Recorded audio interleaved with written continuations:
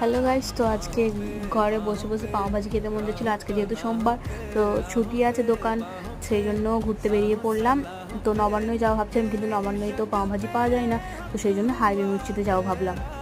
তো এখানে petrol pump থেকে তেলটা ভরে নিয়েছে।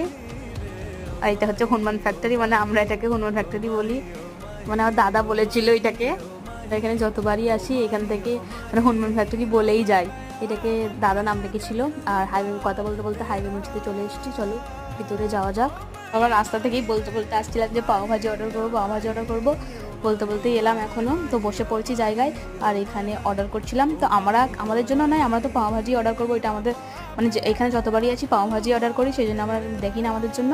তো জিজুরা মানে কী নেবে সেটা দেখছিলো। পাও ভাজি চলে এসছে আমাদের, তখন থেকে অপেক্ষা করছিলাম। আর এখানে ধোসা নিয়েছি, মশলা ধোসা, আর কাশ্মীরি আলুদম, আর লচ্চা পরোটা, স্যালাডও দিয়েছিল। তো চলো খাওয়া